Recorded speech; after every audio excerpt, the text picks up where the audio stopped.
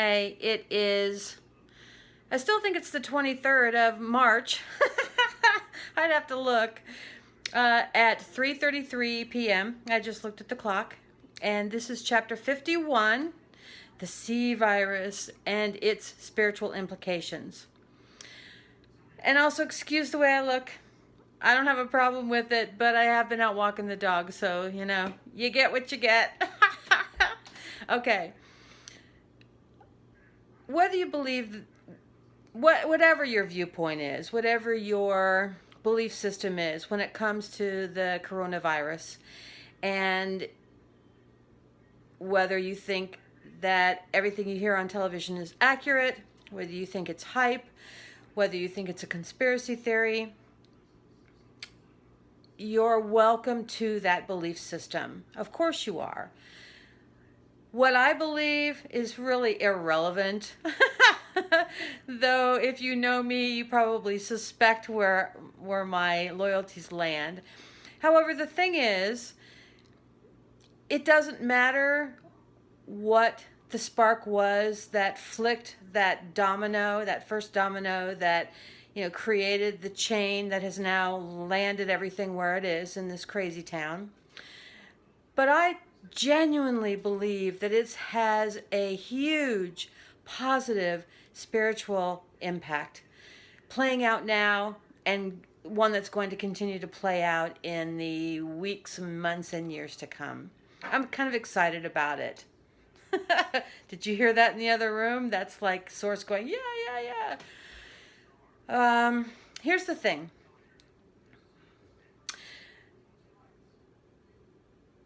The restrictions worldwide have created an environment where everyone is they're either feeling quarantined, or staying closer to home and doing things differently than they've ever done before. I'm sure that there are plenty of people, a couple of people I know personally, who are doing pretty much the same thing they were doing before, but how they're doing it and how they're impacted by the changes around them is, dramatic. I mean, I've been to the grocery stores and the major chains never have toilet paper on the shelf. What is that about? I'm sorry, but I just don't get the correlation between toilet paper and, coronavirus pandemic. But some of the other stores have plenty of toilet paper. I mean, there's just really no explaining it. I think there are other forces at work there.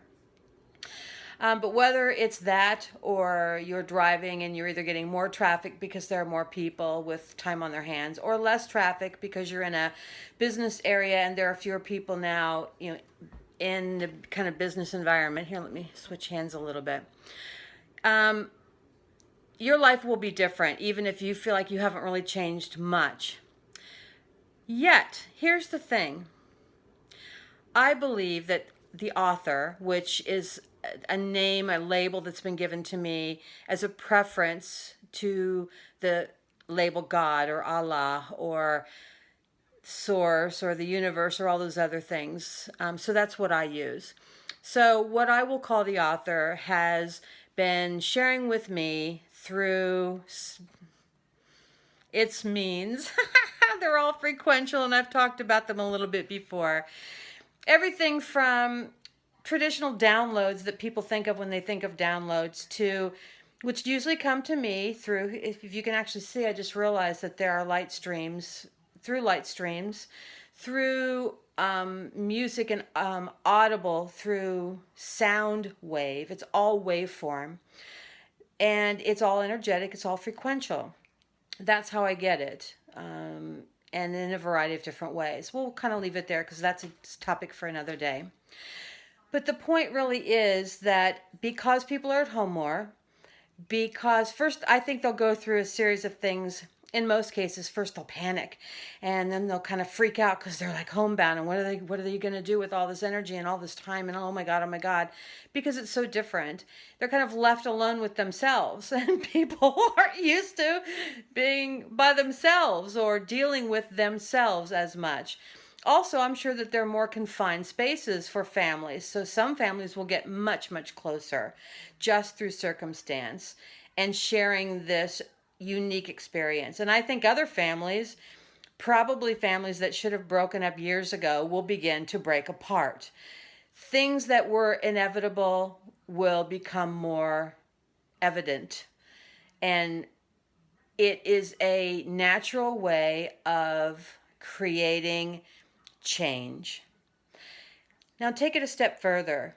Now, let's say you're past the initial thoughts of panic and you're settling into understanding that you're just kind of, I don't want to say stuck, but you're static. You're in a static position, a non-moving position.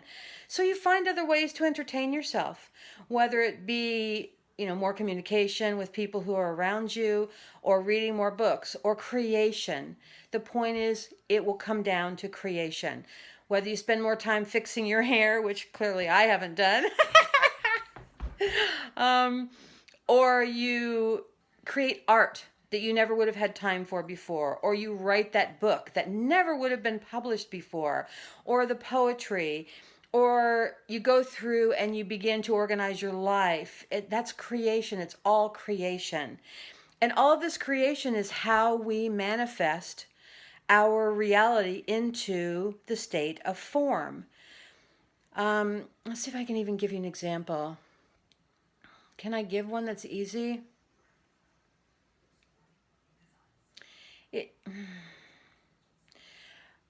If you want toilet paper, know that you're going to get toilet paper, and the next store you go to will have toilet paper. And if you do it and it doesn't work, then you've somewhere in your head talked yourself out of it. It's something as simple as that. You create through your thoughts, through your beliefs, and then it just becomes your reality. My life is that. Every day is that. I live this amazing Disneyland-like life outside of the construct of tradition, because I have worked over the last number of years to live this way. I am a traveler, and I wouldn't say by choice. I'm a traveler because I couldn't get my son to leave the house. And so I decided to leave the house. And then once I did, I was looking for what I would call another place to call home. And I thought I found it several times, but each time I found that it wasn't what I thought it was. But I have been looking to settle down for quite some time. And fortunately or unfortunately, I've had this amazing life ever since. And it has put me in a position where I have become cognizant of the impact of frequency. And if you study frequency from a scientific standpoint, you realize that there are frequencies we can't sense in any way. Like, what is it? Light waves. Certain light waves, certain sounds like a dog can hear that we can't hear, things like that. But they still exist. And that's infinite. So along the spectrum of light, along the spectrum of sound, and all other things that generate frequency and energy of any kind, there are high ones and low ones. And whatever you're vibing at that particular moment, I'm going like this, but I'm doing it over here as if you can see me. Whatever you're vibing at a particular time is what you're attracting. It's that simple. Just like I said in the other video, chapter 51. Oh, so this must be chapter 52. I may have called it chapter 51. The next one, it'll be labeled in the title. But whatever you're vibing at is what you attract. And the higher you go, the closer you are to consciousness at levels beyond your typical perception of reality. Whether it be the ability to tap into your intuition, that's one level. Psychic ability is another level. God speak, angels, whatever you want to call all that stuff. And there are an infinite number of frequencies. So even slight nuances, you can tap into something uniquely different. I have a friend who lives on the other coast, and I don't know if they have the same experience I do because they won't talk to me about it.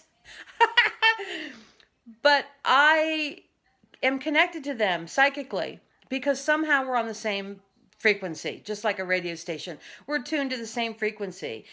It must be what we think about or our belief systems or wherever we vibe, it's in sync. And because it's in sync, I get psychic impressions. I get messages and license plates and signs and emails and all kinds of weird, cool stuff all the time so that I know this person is thinking about me or what some of the experiences they're having at that moment are. It's freaky cool. I hope they have the same, but I have no clue because, like I said, they won't talk to me about it. But anyway, it's like that. So now bring that back to the C virus. With more people creating, more people are going to begin to experience this kind of knowing simply by just having so much more time alone to meditate, to create, etc. Those are high vibrations and they will connect you to things at those levels. So then take it a step further. There will be people who come up with ideas and concepts that won't, I would say, come into fruition, like a corporation like, the Microsoft of yesterday, is going to be something of the tomorrow. I heard a gentleman who was a former astronaut, I don't think he's still an astronaut, talking about how in maybe one generation, temporary rockets will be available for us to transport on. How cool is that? And that's not very far into the future. So I remember when I was a kid, the Jetsons seemed to be nothing more than a cool comic, cool cartoon on TV. But look at today, cell phones and what I'm doing right now, recording this on my cell phone. That, as a child, I saw those as nothing more than cool fantasy, when today they are reality. So ideas that people will have today, because they have all this extra time to think, to create, to process, to just be, will evolve into other things in the months and years to come that will have huge impacts on us at an energetic level. So now look at the volume of that. This isn't just, one country. This is the world. So on a global scale, the last thing I can point to give you an example was, what was his name? Dean Radin on 9/11 just happened to have electromagnetic field monitors, probably on satellites, although I can't recall, around the globe. So that when 9/11 occurred, he actually had measurements of the electromagnetic fields changing, fluctuating based on human expressions, human emotion, human vibrations. It impacted the electromagnetic field. That's all it takes for us to change this construct, this world we live in, to one that is more energetic, that is more advanced, that is more of tomorrow, where we can instantly manifest because we know we can. These constructs will just devolve because nobody's using them anymore. And we will be living in a completely different type of world simply because we understand what Tesla used to say, the concepts of energy, or what is it? Frequency, vibration, and energy.